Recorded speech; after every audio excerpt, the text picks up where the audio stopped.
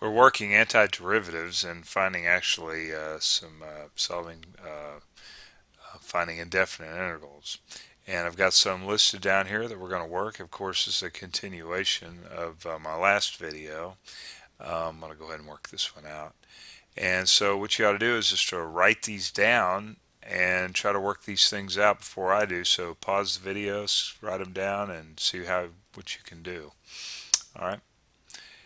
By the way, math is not a spectator sport. You got to jump in and play the game if you're going to learn. That's just all there is to it.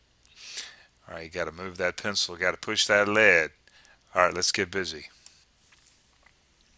So this is a continuation of this previous problem that I had put up, and I believe it was 1 over the square root of x dx. So what we're going to want to do here is we're going to want to rewrite it first, and we'll do baby steps here. So this is x raised to the half power times dx. I think I'll just continue it over here. And then we want to take this up into the numerator, so this becomes x to the negative a half dx. And now what we're going to do is add 1 to the exponent. So adding 1 to a negative a half gives me a positive a half, right? And then we take the positive half, okay, put it down into the denominator, and don't forget the c. Don't forget the plus c there. And we want to get rid of this fraction in the denominator, so it just becomes 2x to the half plus c.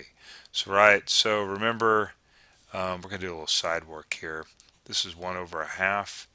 You can actually rewrite this as 1 divided by a half. And then remember, back in kindergarten, we flipped this right here, 2 over 1. And so this becomes 1 times 2 over 1 just becomes 2. Okay, little side work. That's the stuff that usually slows everybody down.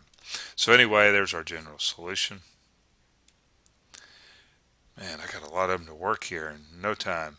All right, so we got the integral of 1 over x cubed dx, and we want to rewrite that as x to the x raised to the negative 3 dx. And now we just add 1 to the exponent, so it becomes a negative 2. Wow, I almost forgot that.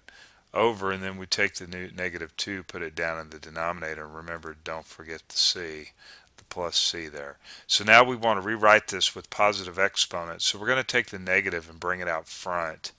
And of course, the 2 stays down here in the denominator, and this becomes x raised to the second power, and don't forget the plus c. And of course, remember, all of this stuff is equal to the 1 over x cubed dx, right? Okay, and remember, you take the derivative of this, and hopefully you get back to the integrand.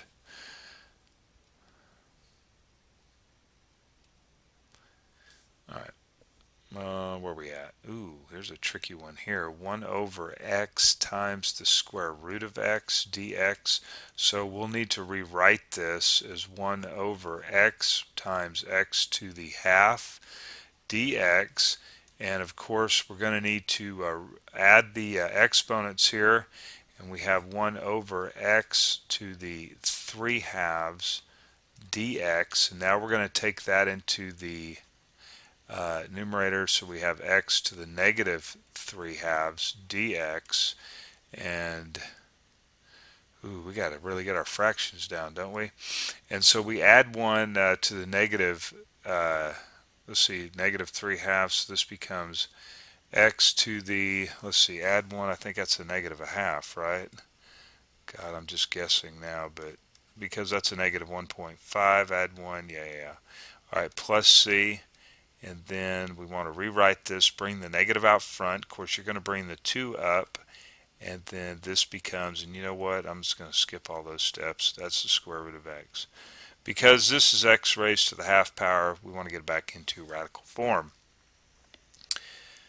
Oh, we're not going to finish. I'm not going to finish. I only got 5 minutes, and I'm not going to finish. All right, we'll continue this on.